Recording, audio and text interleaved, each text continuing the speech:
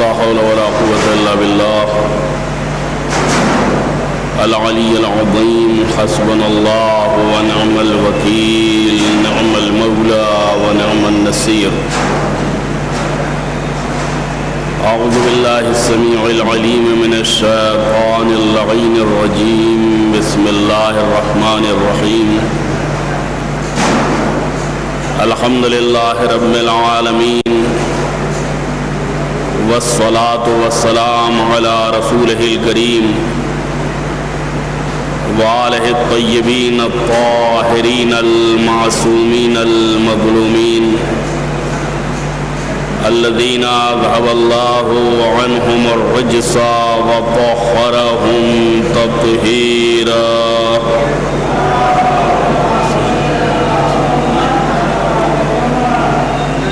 أما بعد فقد قال الإمام علي بن الحسين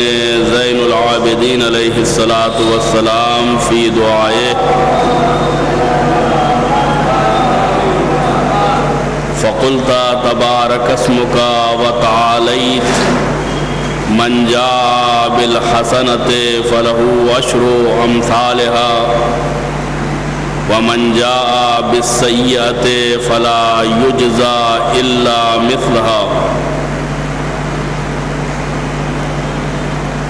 وداع ماہ مبارک کے سلسلے میں امام کی جو دعا ہے اس میں جو کل میں نے جملہ آپ کے سامنے پیش کیا تھا اس میں امام نے خدا کی بارگاہ میں عرض کیا تھا کہ خدا اپنے بندوں کے ساتھ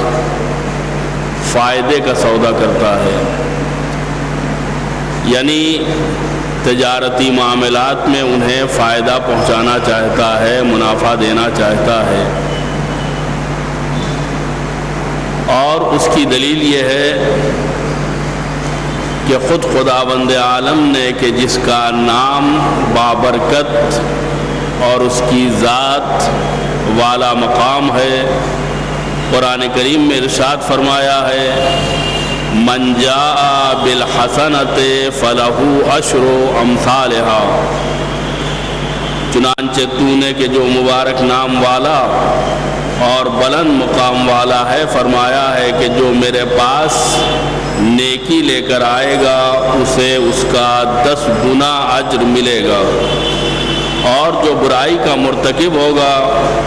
تو اس کو برائی کا بدلہ بس اتنا ہی ملے گا جتنا برائی ہے. تجارت کے معاملے کو اگر بندوں کے نقطۂ نظر سے دیکھا جائے تو ہونا یہ چاہیے کہ انسان فائدے اور نقصان دونوں میں برابر کا شریک ہو. جس طریقے سے تجارت میں اگر فائدہ ہوتا ہے تو لوگ شریک ہوتے ہیں تو نقصان ہوتا ہے تو بھی شریک ہونا چاہیے، لیکن خداوند عالم نے اس منزل کے اوپر اس بات کو مد نظر رکھا ہے کہ اگر کوئی شخص ایک نیکی لے کے آئے گا تو خدا اس کے بدلے میں 10 گنا ثواب دے گا، اس کے اجر کو 10 گنا بنا دے گا. لیکن اگر ایک برائی کرے گا تو برائی کے بدلے میں اسے صرف ایک سزا ملے گی. یعنی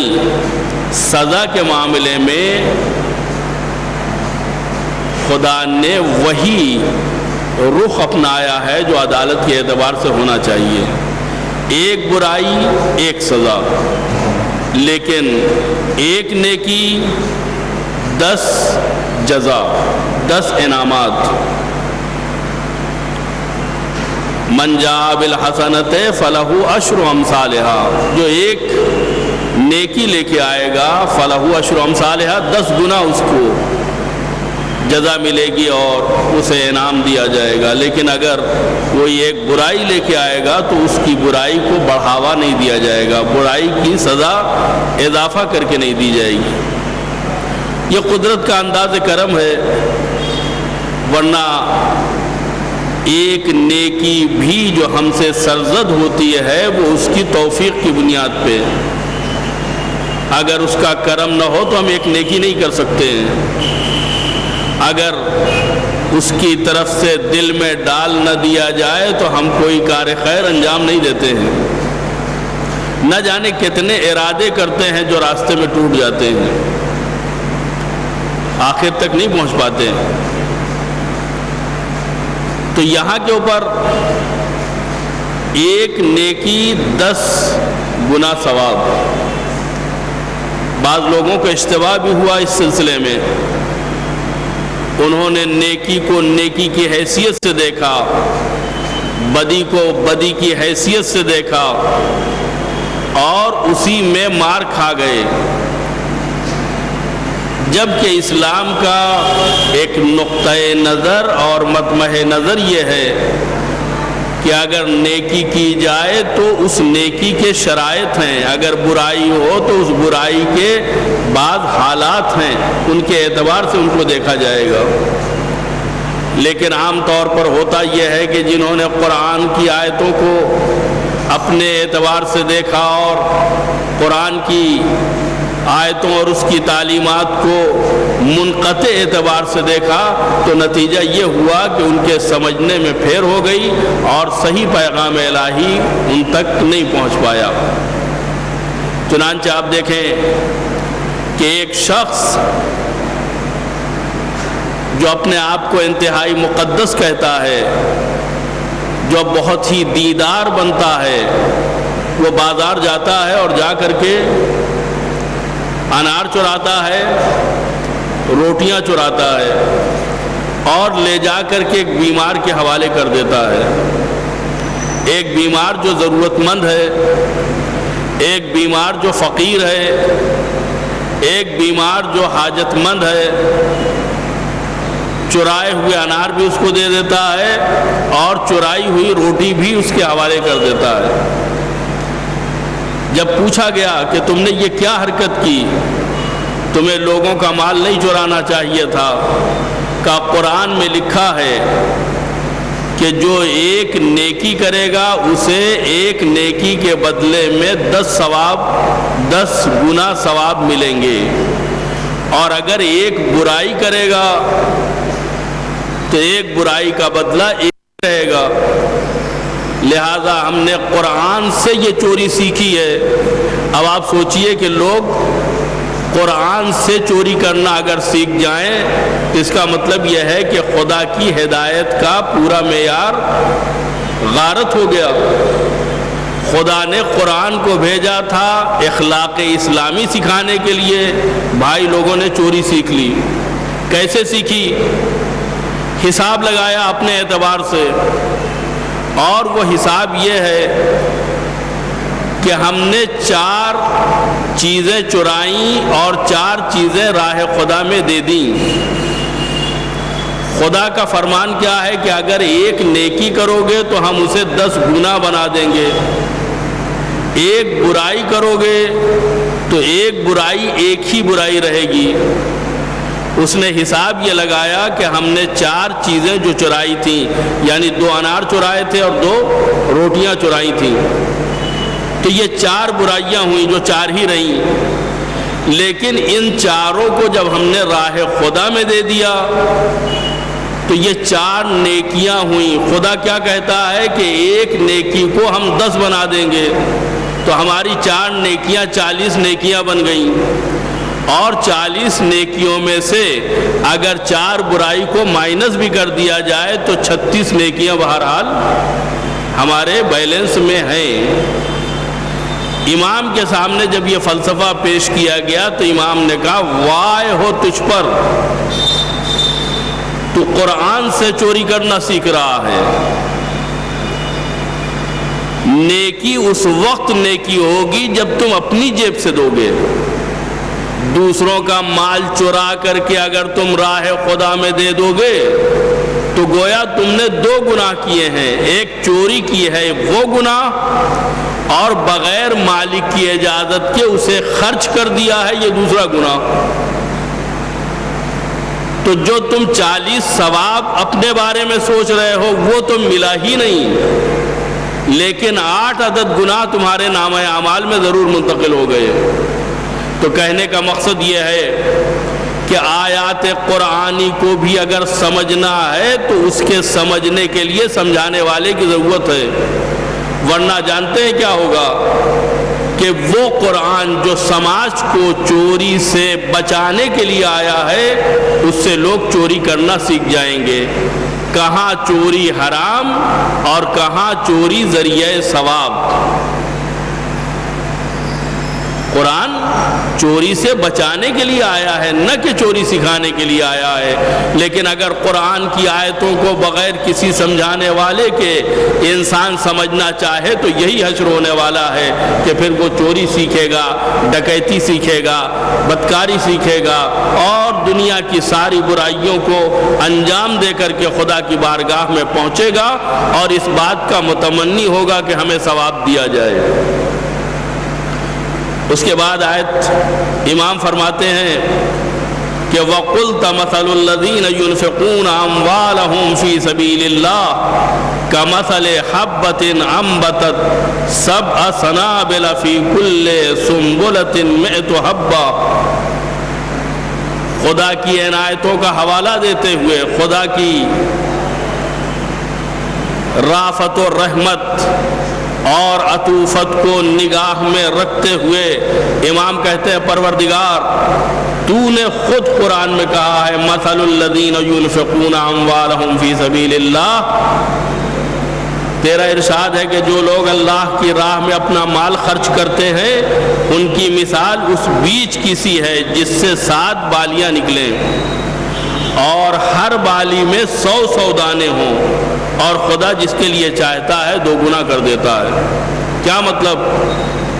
یعنی خدا کے کرم کا اظہار یا خدا کے کرم کی یاد دہانی خود خدا کو امام کرا رہے ہیں کہ پروردگار تو نے اپنی کتاب میں کہا ہے کہ جو لوگ اپنے مال کو راہ خدا میں دے دیتے ہیں اس کی مثال اس بیج جیسی ہے جس میں سے 7 بالیاں نکلتی ہیں اور ہر بالی میں 100 دانے ہوتے ہیں۔ کیا مطلب ہوا؟ یعنی یہاں ایک ثواب، ایک نیکی 10 گنا نہیں ہے، بلکہ اس کے مقابلے میں تقریباً 700 گنا ہے۔ جو لوگ اپنا مال راہ خدا میں خرچ کرتے ہیں، قربان کرتے ہیں، ان کی مثال ایسی ہے کہ وہ انہوں نے بیج بو دیا ہے۔ تو بیج ایک بویا جاتا ہے جس سے ایک پودا نکلتا ہے، پودے میں مختلف بالیاں ہوتی ہیں، قرآن کیا کہتا ہے 7 بالیاں ہیں، اور ان ایک ایک بالیوں میں 100 دانے ہیں، یعنی ایک بیج کو کنورٹ کیا گیا ہے 700 دانوں میں۔ یہاں 10 گنے کی بات نہیں ہو رہی ہے، 700 گنے کی بات ہو رہی ہے۔ لیکن شرط کیا ہے؟ الذین ينفقون اموالهم، جو لوگ اپنے مال کو راہ خدا میں خرچ کرتے ہیں، دوسروں کا مال نہیں۔ دوسروں کے مال پہ خیرات دکھانا یا دوسروں کے مال کے اوپر سخاوت کرنا یہ سب کو آتا ہے، لیکن اپنی جیب سے نکال کر کے راہ خدا میں دینا یہ ہر ایک کے بس کی بات نہیں ہوتی ہے۔ اسی لیے امام نے اس چور کے بارے میں یہ کہا کہ تم نے نہ صرف یہ کہ 40 نیکیاں نہیں کمائی ہیں بلکہ 8 گناہ حاصل کیے ہیں، اور اس کی وجہ یہ ہے کہ انما یتقبل اللہ من المتقین، خدا اگر قبول کرتا ہے تو تقوی والوں سے قبول کرتا ہے، نیک بندوں سے قبول کرتا ہے، چوروں کی چوری قبول نہیں کرتا ہے، ڈکیتوں کی ڈکیتی قبول نہیں کرتا۔ ورنہ نہ جانے ہمارے سماج میں کتنے ایسے لوگ ہیں جو حرام کی کمائی کماتے ہیں اور اس کے بعد اس سے نیک کام کرتے ہیں۔ نیک کام کا مطلب صرف یہی نہیں ہے کہ انسان کسی بھی راستے سے نیک کام کرے، نہیں، وہ پیسہ بھی نیکی سے حاصل ہونا چاہیے، صحیح راستے سے حاصل ہونا چاہیے۔ اسلام کوانٹیٹی کے اوپر زور نہیں دیتا ہے کہ کون زیادہ عمل کرتا ہے، کوالٹی کے اوپر زور دیتا ہے کہ کون بہتر عمل کرتا ہے۔ اگر اپنی گاڑھی کمائی اور محنت کی کمائی سے کھجور کا آدھا حصہ ایک مومن کو افطار کرانے میں خرچ کر دیا جاتا ہے تو خدا اسے احد کے پہاڑ کے برابر بنا دیتا ہے۔ لیکن شرط کیا ہے کہ اپنی جیب سے ہو، کسی کا غصب کیا ہوا نہ ہو، کسی کا مال چھینا ہوا نہ ہو، اس لیے کہ چھینا ہوا مال راہ خدا میں قابل قبول نہیں ہوتا۔ نہ جانے کتنے لوگ ہیں جو آتے ہیں کہتے ہیں کہ ہم مسجد میں پیسہ لگانا چاہتے ہیں لیکن یہ پیسہ ہمارا جو ہے وہ جائز والا نہیں ہے۔ کیا ٹوائلٹ بنا سکتے ہیں؟ کیا وضو خانہ بنا سکتے ہیں؟ میری ان سے صرف اتنی گزارش ہے کہ نماز بعد کا مرحلہ ہے، طہارت پہلے، اور اگر طہارت کا مرحلہ مکمل نہیں ہوتا ہے تو نماز بھی صحیح نہیں ہوتی ہے۔ اسلام کو وضو خانہ چاہیے، اسلام کو نمازیوں کی سہولت کے لیے وہ تمام آرام و آسائش چاہیے، لیکن کس قیمت پر؟ حرام سے نہیں چاہیے۔ جو لوگ نیک کام کرنا چاہتے ہیں اپنی محنت کی کمائی سے راہ خدا میں 10-5 روپے بھی دے دیں گے تو خدا اسے قبول کر لے گا، لیکن اگر حرام کی کمائی سے لاکھوں بھی دیا جائے گا تو خدا اسے قبول کرنے کے لیے تیار نہیں ہے۔ اسلام میں حقوق انتہائی اہمیت رکھتے ہیں،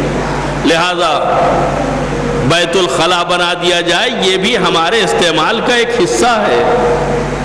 یہ نہیں ہے کہ بیت الخلا چونکہ خراب چیز ہے لہذا اس کو حرام کی کمائی سے بنایا جا سکتا ہے۔ بیت الخلا نہ ہو تو انسان مسجد تک نہیں پہنچ سکتا، جب تک وہ فارغ نہیں ہوگا، جب تک اسے سکون نہیں ملے گا وہ نماز بھی نہیں پڑھ سکتا ہے۔ لہذا بیت الخلا بھی حرام کمائی سے نہیں بنایا جا سکتا، اس لیے کہ اس کا مقصد حلال ہے، مقدمہ نماز ہے وہ۔ اگر طہارت نہیں ہے تو اس کے بعد نماز میں بارگاہ الہی میں کھڑا ہی نہیں ہو سکتا ہے۔ لہذا ان باتوں کے اوپر غور کرنا انتہائی اہم ہے کہ انسان کی کمائی کو حلال ہونا چاہیے۔ دیکھیں ابھی 8 دن کے بعد انشاءاللہ عید آنے والی ہے اور فطرہ واجب ہے۔ ہر آدمی کے اوپر 3 کلو خوراک، گیہوں، چاول جو بھی کھایا جاتا ہے جس سماج اور معاشرے میں، اس میں سے 3 کلو جو ہے وہ ہر آدمی کے اوپر دینا واجب ہے کہ وہ مستحق مومن کو دے۔ اگر کوئی شخص اپنے خاندان کا خرچ حرام کمائی سے چلاتا ہے تو بھی اس کی ذمہ داری ہے کہ وہ حلال پیسے سے فطرہ ادا کرے، یعنی حرام پیسے سے دیا ہوا فطرہ جو ہے وہ ادا نہیں ہوگا۔ 1 مہینے کے 30 دن کے رکھے ہوئے روزے اس وقت تک قبول نہ ہوں گے جب تک فطرہ نہیں دیا جائے گا، اور یہ فطرہ قبول نہ ہوگا جب تک حلال مال سے نہ دیا جائے گا۔ خدا صرف بھوکا نہیں رکھنا چاہتا، حلال و حرام کی تمیز دلانا چاہتا ہے، جائز اور ناجائز کی شناخت کرانا چاہتا ہے کہ تمہارا روزہ 30 دن کا بھوکا پیاسا رہنا یہ خدا کی بارگاہ میں اس وقت قابل قبول ہوگا جب تم اپنے ایک مومن بھائی کی 3 کلو گیہوں سے، چاول سے بطور فطرہ مدد کرو گے۔ لیکن ایک بات یاد رکھنا کہ یہ فطرہ حرام کی کمائی سے نہیں دیا جائے، حلال کی کمائی سے ہونا چاہیے، اس لیے کہ اگر حرام کمائی سے دیا گیا تو گویا تم نے کچھ دیا ہی نہیں، یہ دوسرے کا مال ہے، دوسرے کا مال جو دیا ہے تو یہ دوسرے کو ثواب ملے گا، تم سے کیا مطلب؟ تم اپنا مال دو گے تب تمہارا مال شمار ہوگا اور تمہارا فطرہ شمار ہوگا۔ لہذا اپنے روزے کو قبول کروانے کے لیے فطرہ دینا ضروری ہے، اور فطرے کو قبول کروانے کے لیے حلال مال سے ادا کرنا ضروری ہے۔ عزیزو، ماہ مبارک تمام ہو رہا ہے، آنے والی رات شب قدر ہے، 23ویں ماہ مبارک کی یہ رات ہے۔ بظاہر 2 شب قدر ہم گزار چکے ہیں اور یہ تیسری شب قدر ہے۔ ہم نے ان 2 شب قدروں میں اپنی بساط بھر خدا کی بارگاہ میں مغفرت طلب کی، اس سے اپنے گناہوں کی معافی چاہی، لیکن آج کی رات آخری رات ہے۔ آخری رات کا مطلب یہ ہے کہ ممکن ہے ہماری زندگی میں اب یہ شب قدر نہ ہو، لہذا اس کے بتانے میں اور اس کا ایک ایک لمحہ استعمال کرنے میں انسان کو بہت ہی احتیاط سے کام لینا چاہیے۔ جس طریقے سے ایک آدمی پیسہ خرچ کرنے میں بہت احتیاط سے کام لیتا ہے کہ غلط جگہ جانے نہ پائے، اسی طریقے سے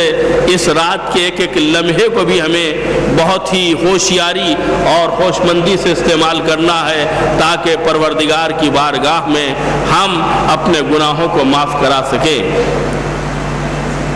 شب قدر میں کی جانے والی عبادت 80 سال کی عبادت سے بہتر، ایک رات کا جاگنا عبادت کرنا یہ ایک انسانی عمر کی عبادت کے برابر ہے، لہذا یہ رات ہم سے ضائع نہ ہونے پائے۔ انشاءاللہ ٹھیک 10 بجے قضا نماز جماعت کے ساتھ پڑھی جائے گی، ٹھیک 10 بجے نماز شروع ہو جائے گی۔ وہ لوگ کہ جن کی نمازیں قضا ہیں وہ اپنی 6 دن کی نماز پڑھیں گے تو ان کو 100 رکعت نماز پڑھنے کا بھی اس شب میں ثواب ملے گا، اور 6 دن کی ان کی قضا نماز بھی پوری ہو جائے گی، یعنی 2 in 1 ثواب ان کو حاصل ہو جائے گا۔ لہذا وہ کوشش کریں کہ نماز جماعت میں شریک ہوں، تاکہ اگر ان کا تلفظ صحیح نہیں ہے، ان کا سورہ پڑھنے کا پروننسیشن صحیح نہیں ہے، تو کم سے کم یہ 6 دن کی نماز جماعت کے صدقے میں صحیح ہو جائے۔ اور 6 دن کی نماز جماعت کے بعد ساتھ ادا ہونے کے بعد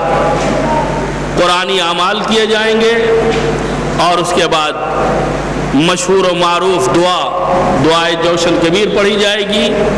کہ جس کے بارے میں ملتا ہے کہ اگر کوئی شخص 3 مرتبہ ماہ مبارک رمضان میں جوشن کبیر پڑھے تو خدا اس کے جسم پر آتش جہنم کو حرام کر دیتا ہے، یعنی اسے جہنم کی آگ سے آزاد کر دیتا ہے، بری کر دیتا ہے۔ لہذا آپ سے گزارش ہے کہ شب 23 شب قدر یہ انتہائی عظیم الشان رات ہے، اس رات کو کسی بھی اعتبار سے ضائع نہ کرے، اس کے ایک ایک لمحے کو استعمال کرے۔ جو لوگ قرآن پڑھنا جانتے ہیں وہ قرآن کی تلاوت کرے، نماز کے علاوہ اعمال کرے، اور جب سب چیزوں سے فرصت پا جائیں تو 1000 مرتبہ سورہ انا انزلنا کی تلاوت کرے، جتنا ممکن ہے۔ 1000 مرتبہ نہیں کر سکتے، 500 مرتبہ، 500 نہیں کر سکتے، 100 مرتبہ اس نیت سے شروع کریں، انشاءاللہ خدا اس کو ثواب دے گا جتنا بھی کر لیتا ہے۔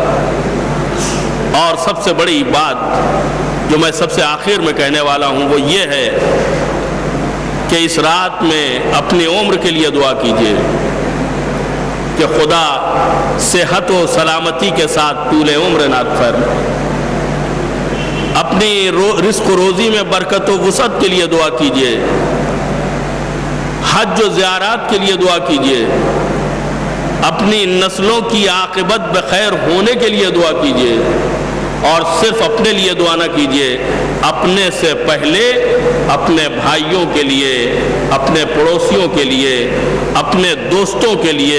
اپنے رشتہ داروں کے لیے دعا کیجیے، اس لیے کہ جو مومن دوسروں کے لیے دعا کرتا ہے اس کی دعا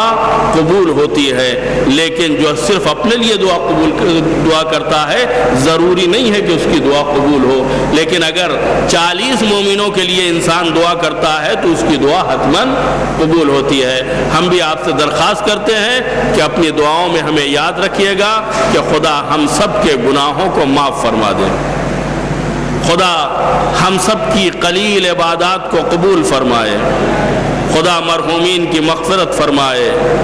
بیماروں کو شفائے کامل و عاجل عنایت فرمائے، خدا ہم سب کو توفیقات خیر عنایت فرمائے،